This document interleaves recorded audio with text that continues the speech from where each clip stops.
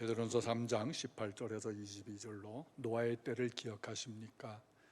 이 말씀을 들으면서 그때를 기억하고 우리 신앙생활의 준비, 주님 맞을 준비 잘하는 성도들 되시기를 예수님의 이름으로 바랍니다.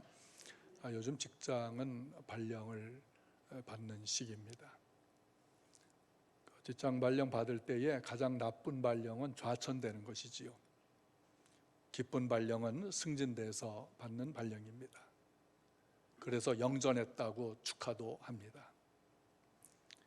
근데 승진한 것이 기쁜 사람도 있고 오히려 그것이 화근이 되는 사람도 있습니다. 직장에서 승진됐다고 하는 것은 평가가 좋다는 얘기지요. 그러나 승진하면은 업무가 늡니다. 이전보다 몇 배 더 가중됩니다. 또 승진됨으로 인해서 타지로 발령을 받고 가족과 떨어져서 살게 됩니다. 승진했기 때문에 우울감이 더해진 사람도 있습니다. 승진돼서 부장이 되고 팀장이 되고 또는 전무, 상무, 더하면 사장도 될 수가 있지만 그만큼 업무량이 많아집니다. 심리적 압박이 많죠. 책임감이 몇 배나 증가되는 것입니다. 이로 인해서 오히려 더 가중되는 업무 때문에, 우울감 때문에, 책임감 때문에, 또 심리적 압박으로 인해서 극단적인 삶을 선택하여 삶을 마감하는 사람들도 우리 사회에서 더 늘어나는 것을 봅니다. 그들의 죽음을 보면서 어떻게 해서 올라간 자리인데 죽기는 왜 죽어? 이렇게 단순하게 생각할 수도 있지요. 그러나 승진을 하고도 죽음을 선택한 사람들은 오죽 힘들면 그랬을까? 라는 동정심이 우리 성도들은 예수님께서 너희의 인내로 구원을 얻으리라 한 것을 실천하며 아무리 힘들어도 좌절하지 마시고 더욱 주님을 의지하고 주님께로 나아가는 삶이 되시기를 바랍니다. 일하는 사람치고 일에 대한 부담이 없는 사람은 없습니다. 힘들지 않은 일도 없지요. 직장 일이든 가정 일이든 사회 일이든 어떤 곳이든 일을 잘하는 사람에게 일이 맡겨지게 되어져 있습니다. 일단 일이 맡겨지면 부담감과 책임감을 갖게 돼요. 또 교회도 마찬가지예요. 열심히 일을 하는 사람에게 더 많은 일이 맡겨지는 겁니다. 하나님께서 맡겨주실 때가 좋은 거예요. 나를 청지기로 믿어주기 때문에 맡겨주신 것입니다. 가정일, 직장일, 교회일, 사회에서 하는 일 모두가 하나님께서 맡겨주신 것이에요. 그 사명이지요. 하나님께서 맡겨주셨다면 선한 일입니다. 하나님은 죄 짓는 일은 절대로 하라고 죄를 맡기지는 않습니다. 선하신 분이기 때문에요. 하나님은 우리에게 모든 상황에서 어떤 것을 선택할 것인지 결정할 수 있는 자유의지를 주셨어요. 우리는 악을 선택할 수도 있고 선을 선택할 수도 있는 자유의지를 받은 것입니다. 베드로를 통해서 선을 선택하여 행함으로 고난받는 것이 하나님의 뜻이고 악을 선택하여 죄를 짓고 고난을 받지 말라고 하십니다. 힘들고 어려운 빛을 바라볼 수도 있고 어둠을 생각할 수도 있습니다. 어둡게 생각할수록 우울해지지요. 두렵고 삶의 희망은 약해지는 것입니다. 빛을 생각할수록 어둠의 생각은 작아지고 소망의 빛이 비추어져 삶의 의욕을 주는 것입니다. 캄캄한 밤에 옥상에 가끔 나가 하늘을 바라볼 때 있습니다. 하늘을 바라볼 때 찾는 것은 별입니다. 반짝이는 별을 보면서 저 수많은 별 중에서 지구라고 하는 것은 얼마나 작습니까? 아마 저 하나밖에 되지 않겠죠. 그 지구에 사는 나라고 하는 존재, 하나님이 보시면 얼마나 작을까?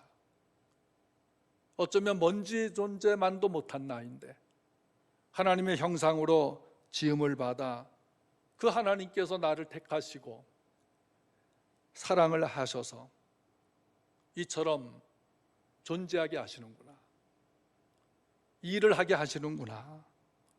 그 하나님을 생각하면서 주님의 위로와 또 마음과 몸을 치유하시는 손길, 상한 마음을 어루만져 주시는 주님의 손길을 느낍니다.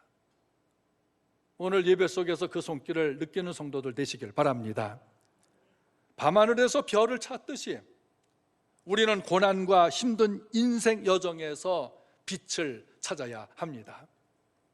그 빛을 18절에서 소개하고 있습니다. 같이 읽습니다. 그리스도께서 단번에 죄를 위하여 죽으사 의인으로서 불의한 자를 대신하셨으니 이는 우리를 하나님 앞으로 인도하려 하심이라. 육체로는 죽임을 당하시고 영으로는 살리심을 받으셨으니. 사람이 죄를 지으면 구약 시대에는 그 죄를 씻기 위해서 양이나 소요, 비둘기, 염소를 희생 제물로 제사장에게 가져왔습니다. 그 제사장은 그 제물을 잡아서 하나님 앞에 대신 희생 제물을 바쳤어요. 그러니까 제단에는 매일 희생 제물을 태우는 매캐한 냄새가 났고 연기가 올라갔습니다. 사람들은 계속 죄를 짓기 때문에 제사장들은 끊임없이 희생 제물을 잡아서 바쳐야 했습니다. 그런데 예수님께서 오셔서 단번에 죄를 위해 죽으셨기에 다시는 구약 희생 제물이 필요 없게 되어진 것입니다. 예수님께서 우리 죄를 위해 죽으셨습니다. 육체로는 죽임을 당하시고 라는 말씀은 실제로 육신을 가지신 예수님께서 죽으신 것입니다. 우리는 누군가를 위해서 대신 봉사할 수가 있지요. 내 대신 해줘, 이런 말을 부탁할 수가 있습니다. 대신 기도할 수 있습니다. 어떤 이는 대리 시험을 치르다가 걸릴 사람도 있지요. 학교 다닐 때 대리 출석하는 사람도 봤습니다.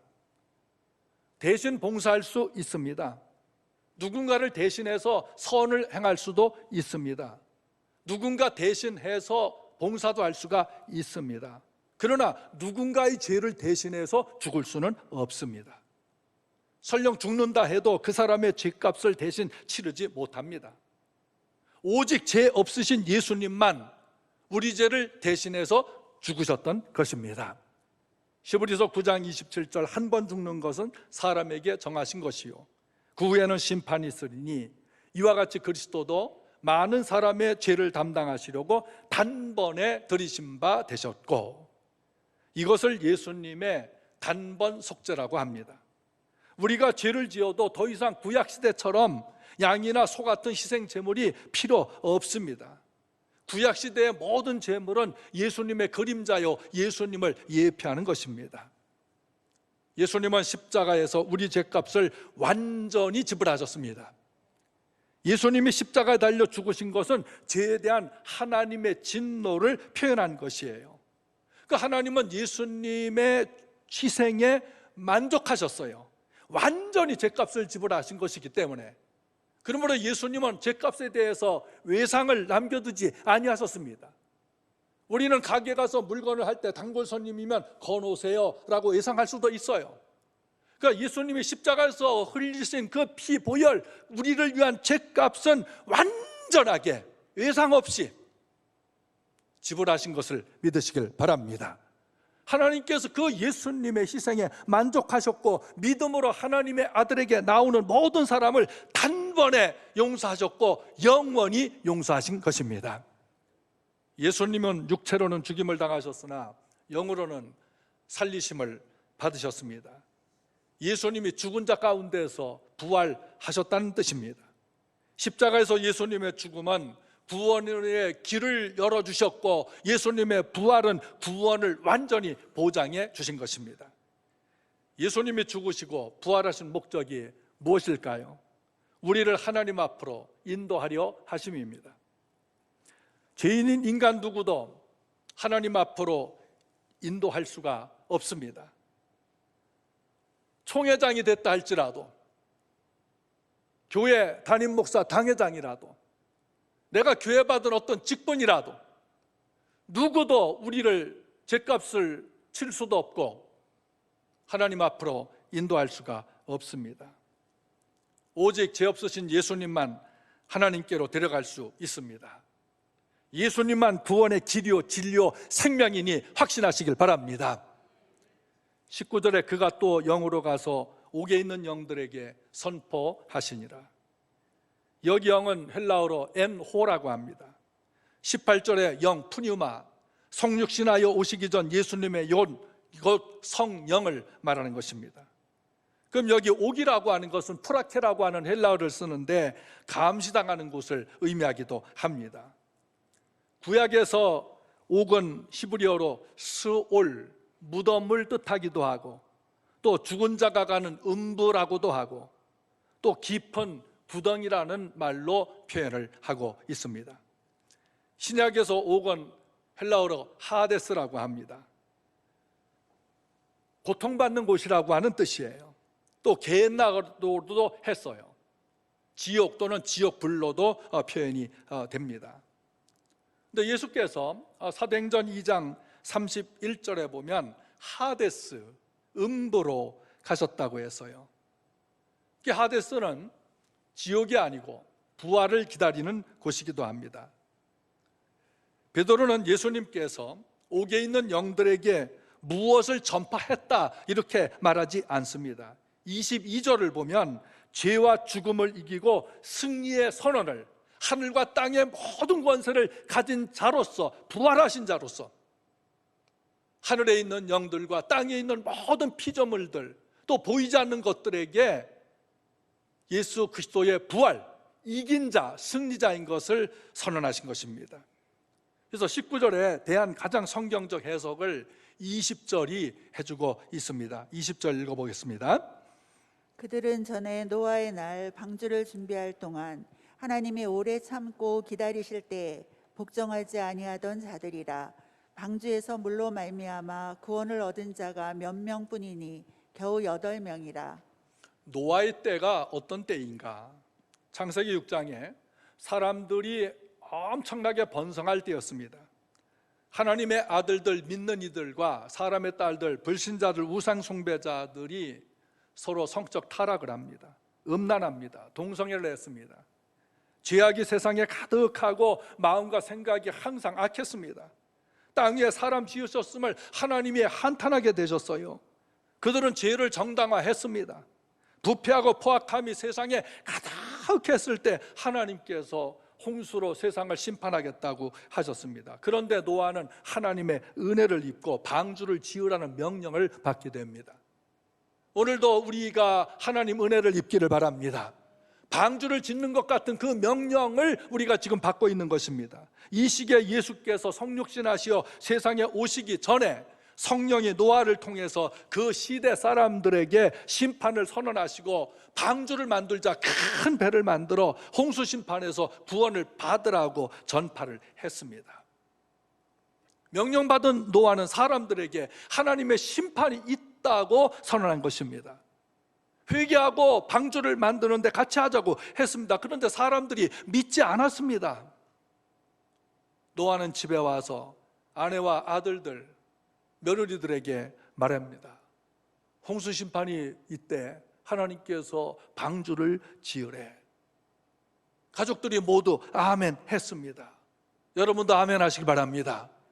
방주를 지으래. 죄를 회개하래. 모두 아멘하고 찬성하며 방주를 만들었습니다. 노아는 하나님 말씀대로 다 준행을 합니다. 그 시간 사람들은 하나님을 믿지 않고 마음대로 죄지며 살았습니다. 그럼에도 하나님께서 방주 만드는 그 기간에 오래 참고 모든 사람이 심판받지 않고 회개하고 돌아오기를 기다리고 계셨습니다. 지금도 하나님은 기다리고 계십니다. 창세기 7장 11절에 노아가 600세 되던 해 밤낮 40일 비가 왔습니다. 땅의 샘이 다 터졌습니다. 하늘과 땅 사이는 궁창이 있는데 그 궁창에 물이 가득했는데 그것을 하나님께서 다 터뜨려서 억수같이 쏟아지게 했습니다. 홍수가 나서 지구의 모든 높고 낮은 것들이 물에 잠기게 되었을 때 노아 가족 8명은 방주에 들어갔습니다. 하나님께서 방주 문을 닫았습니다. 다른 사람들은 모두 멸망하여 지옥에 가게 되었습니다. 노아 시대 사람들은 성령이 노아를 통해서 홍수 심판이 있으니 죄 짓지 말고 하나님께 돌아오라, 회개하고 우리 같이 방주를 지읍시다, 이 복음을 들었지만 마음을 열지 않고 회개하지 않고 구원받을 기회를 잃어버렸던 것입니다. 노아의 때가 얼마나 중요한 교훈인지 예수님께서 마태복음 24장 37절에 노아의 때와 같이 인자의 임함도 그러하리라. 홍수 전에 노아가 방주에 들어가던 날까지 사람들이 먹고 마시고 장가들고 시집가고 있으면서 홍수가 다 나기까지 깨닫지 못하였으니 인자의 임함도 이와 같으리라. 그런즉 깨어있으라. 어느 날에 너희 주가 임할는지 너희가 알지 못함이라. 이 말씀에서 강조하고 기억하고 실천하는 것이 무엇일까요? 그들이 깨닫지 못했다. 예수님 올 때도 그렇다. 깨어 있으라는 것입니다. 우리는 예수께서 언제 오실지 모릅니다. 또 우리가 언제 죽을지 알 수가 없습니다. 그러므로 지금이 은혜 받을 때인 것입니다. 여러분, 지금 은혜 받으십시오. 지금 깨달으십시오. 지금 깨닫고 지금 회개해야 합니다.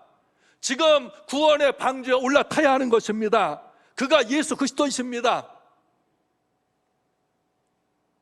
지금, 바로 지금이.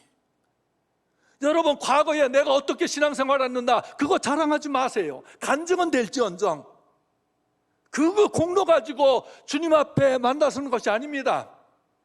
지금 은혜 받아야 합니다. 지금 깨닫고 지금 회개해야 됩니다. 그래서 주님께서 노아의 때를 기억하고 명심하라고 하는 겁니다. 하나님께서 사람을 만드시고 적극적으로 하지 말라고 한 것이 있어요.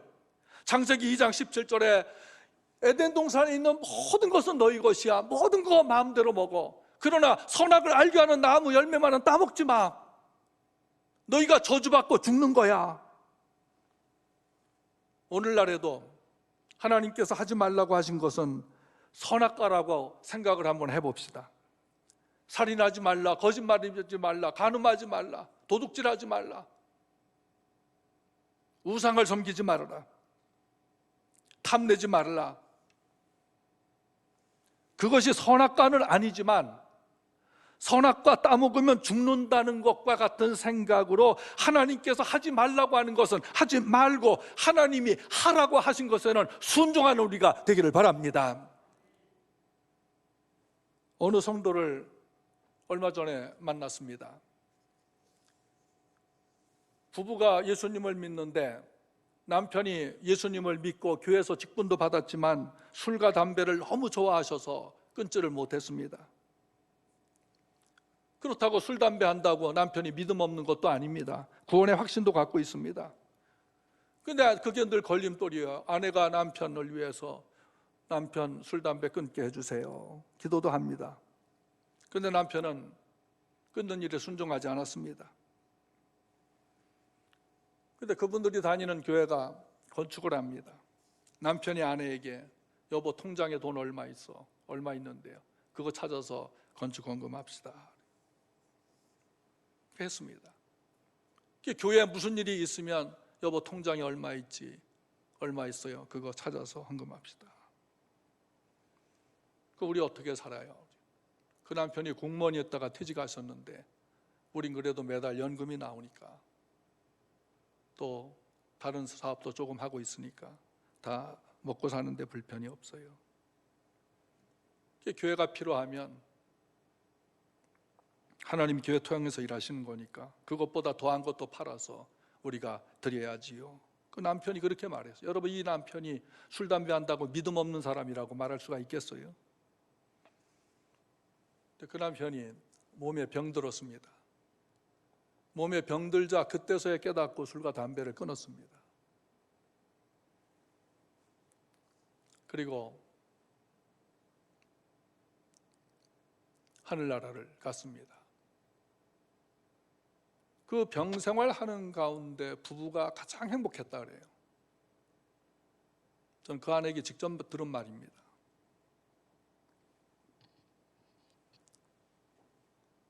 그리고 저에게 이런 말을 해주셨어요. 자기 남편이 죽을 때가 가장 행복한 때였다.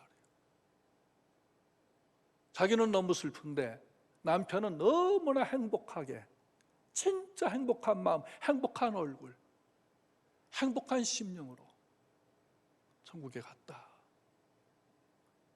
가장 행복한 모습을 보았다. 여러분 요즘 왜 두려워합니까? 코로나 때문에 두려워합니다. 코로나가 왜 두렵지요? 왜 불안하지요?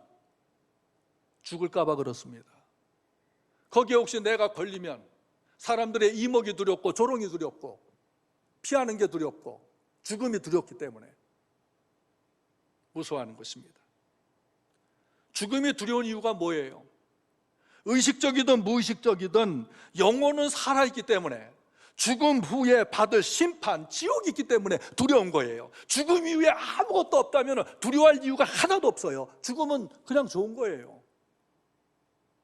예수 믿든 안 믿든, 의식이 있든 없든, 천국이 있느냐 지옥이 없느냐 이걸 다 부정하든 사람들이 내세가 있기 때문에 죽음이라고 하는 것을 두려워하는 거예요. 의식이 있으나 없으나 이건 똑같아요. 왜? 육신은 죽어도 영혼은 불멸의 존재예요.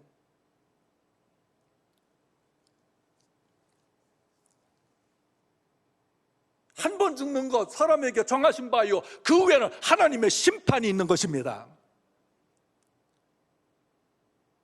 예수 믿든 안 믿든 이건 상관없어요. 누구든지 주님 앞에는 서게 돼 있어요.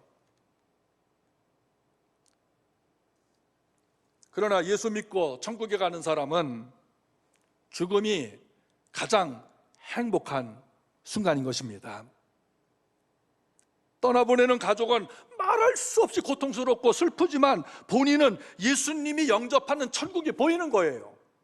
예수님이 보이는 겁니다.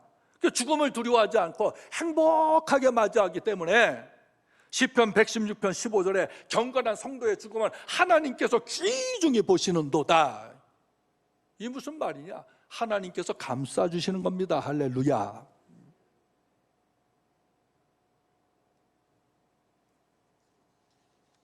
여러분 생각해 보세요. 죽음의 현장에 누가 있느냐, 이거 대단히 중요합니다. 부모님들이 요양원에 있을 때 그 죽음을 가족들이 지금 못 보잖아요. 자녀들 불효라고 생각을 해요. 가족이 지켜주었을 때 내가 죽는 죽음을 행복하다고 합니다. 그런데 그 가족이 천국과 지옥을 결정하는 거냐? 그렇지 않아요. 예수께서 결정하는 거예요.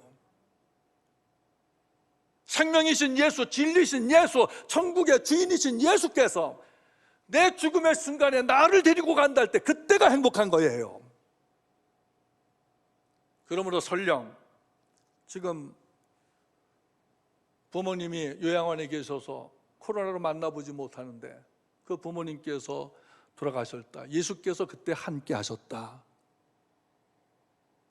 그 단순한 위로 아닙니다. 엄청난 위로입니다. 경건한 성도의 죽음을 하나님이 얼마나 소중하게 여기시는지. 근데 여러분, 우리는 지금 살아있습니다. 숨 쉽니다. 살아있는 동안에는 기회가 주어지는 거예요. 기회를 지금 이 살아있는 이 시간에 우리에게 주시는 겁니다. 여러분, 교회가 무엇이 필요하다는 광고 들으면 어떤 생각을 하십니까? 집에 가서 가족과 어떻게 할 것인가 의논하고 헌신하십니까? 교회 주보 광고 난 것을 보고 기도하고 계십니까? 아니면 별 생각 없이 주보 버리고 한 주간 살다가 또 오십니까? 한 두어 달 전인가요? 저와 장로님들이 당회를 했습니다. 근데 저는 사실 생각도 못하고 있는데 장로님들이 목사님 코로나로 구역 예배를 모여서 못하는데 수요 예배를 구역 예배로 전환해서 함께하면 어떻겠습니까? 의견을 내서 만장일치로 그렇게 하자고 해서 수요 예배 겸 구역 연합 예배로 모이고 있습니다. 그러면 결정한 장로님들은 집에 가셔서 아내에게 말했겠죠. 여보, 오늘 당에서 수요 예배를 구역 예배로 하기로 했으니 우리 부부가 먼저 솔선해서 참여를 합시다. 모범을 보입시다. 또 그렇게 해야 당연하지요. 또 그 말들은 안수건 집사님들이나 권사님들이 또 가족과 의논해서 우리가 먼저 그렇게 합시다. 참 우리 성도들도 못 보는데 그래야 되지요. 마치 하나님께서 노아에게 너 방주를 지으라 했을 때 가족들을 찾아가서 하나님이 이렇게 하라고 하셔.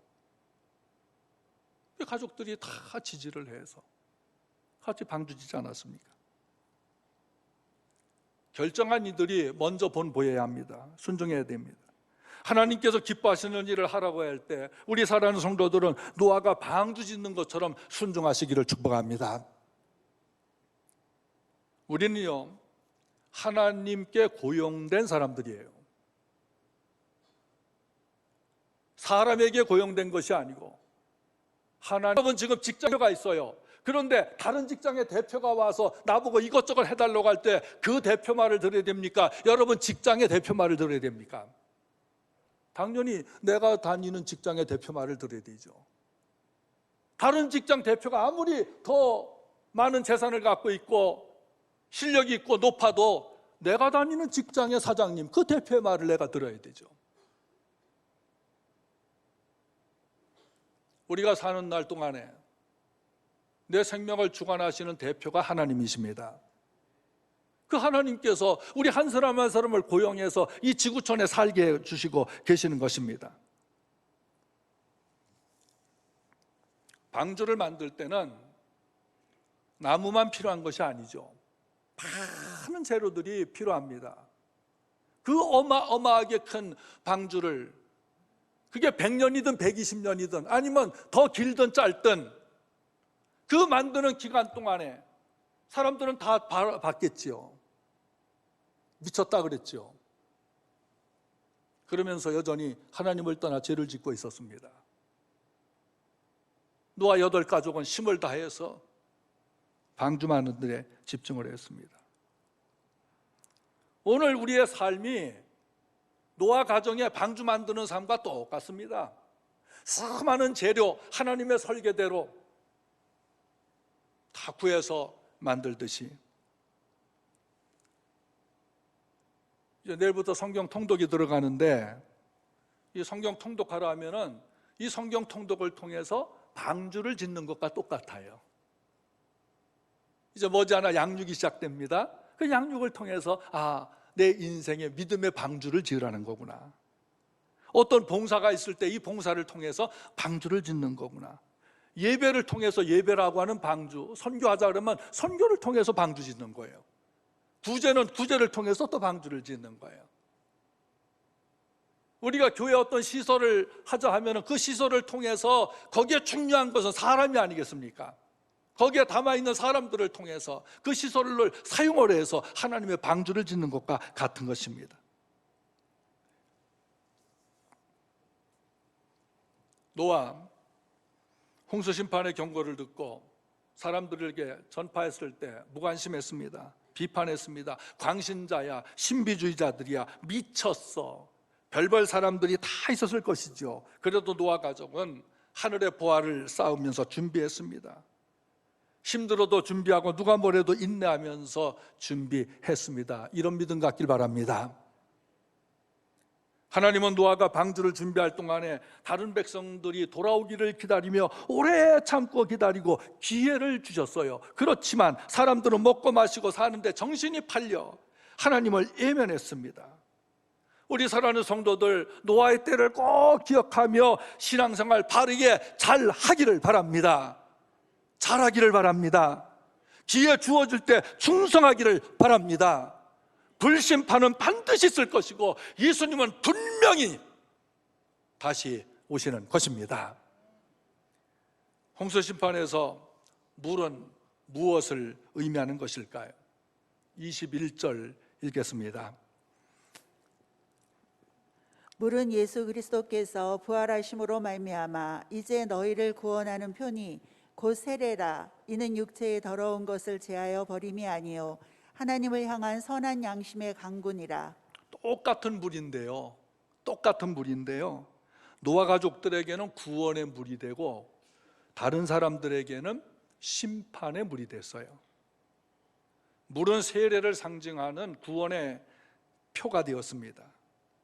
우리가 세례받지 않습니까? 목사를 통해서 성부, 성자, 성령으로 물 세례를 받는 그 자체로는 죄를 씻을 수가 없는 것이에요.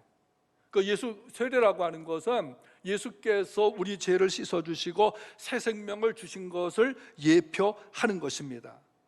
그래서 세례를 예수님이 부활하신 것을 상징하는 구원의 표라고도 하는데, 어떤 사람이 세례받기를 원한다 했을 때는 이미 거듭난 사람이에요.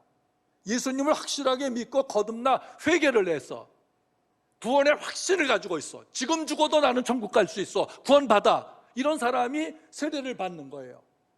그래서 성부, 성자, 성령 삼일째 하나님의 이름으로 목사가 세례를 줄 때 많은 성도들이 같이 아멘 하면서 저분도 이제 예수쟁이가 됐구나, 확실한 그리스도인이 됐구나, 성도가 됐구나, 이거를 증언해 주는 거예요.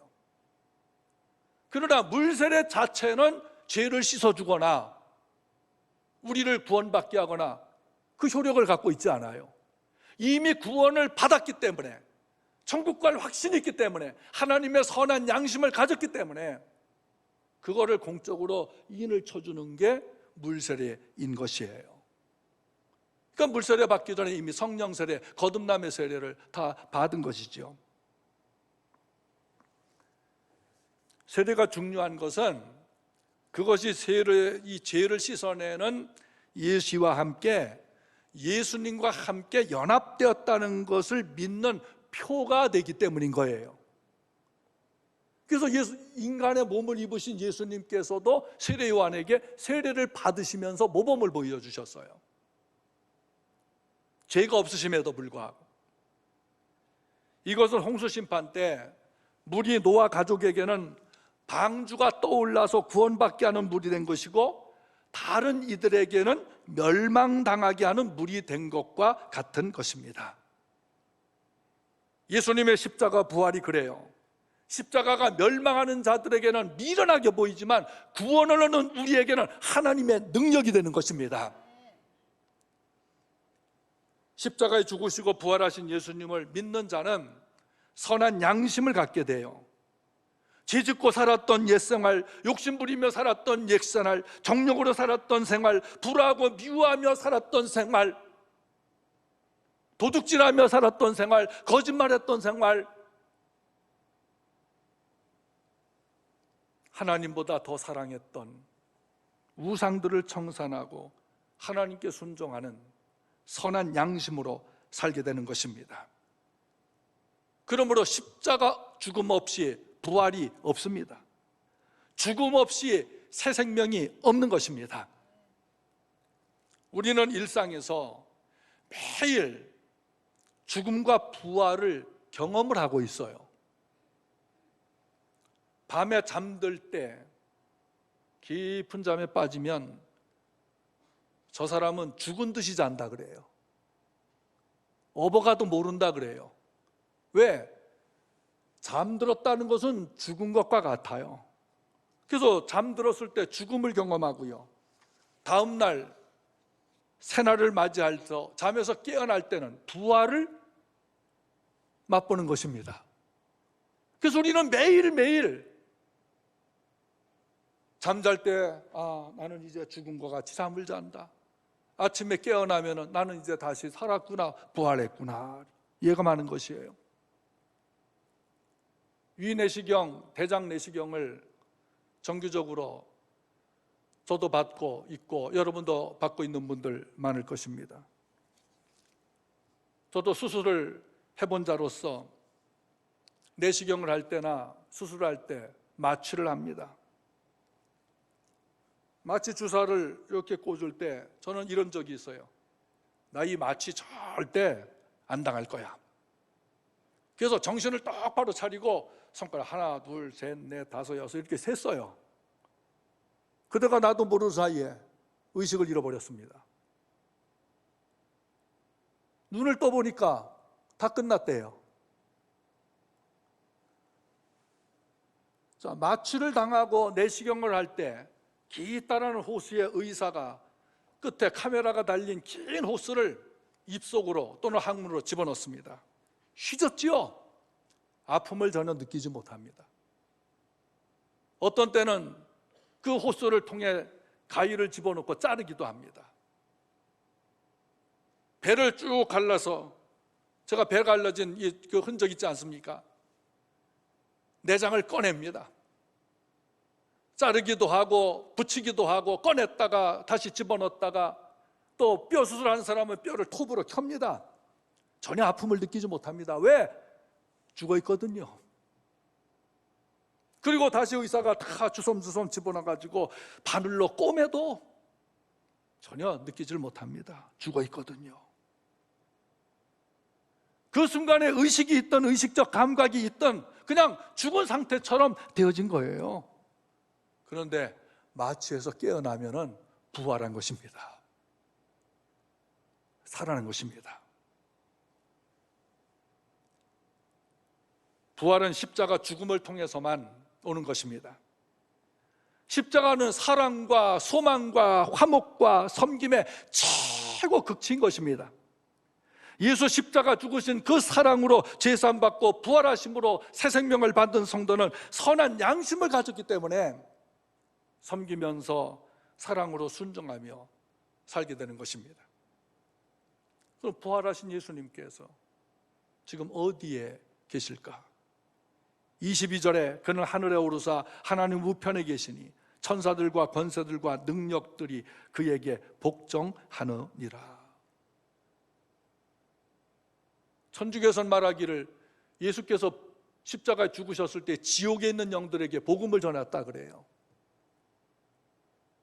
예수님이 성경 어디에도 죽으신 후에 지옥 갔다는 말 없습니다. 지옥을 방문하지 않으셨습니다. 토마스 아퀴나스라고 하는 철학자가 예수께서 연옥에 가셨다 이렇게 말을 했어요. 그것을 천주교가 프랑스에 있는 프란시스라고 하는 곳에서 회의를 하면서 연옥소를 만들어내고 그 연옥소를 기초로 해서 면제권을 만들어냈습니다. 누구든지 면제부를 사면은 돈이 헌금함에 떨어지는 순간 지옥에 간 조상이 천국에 간다. 이런 희괴하고 아주 성경을 떠난 핵에 망측한 교리를 만들어내서 사람들을 호렸습니다.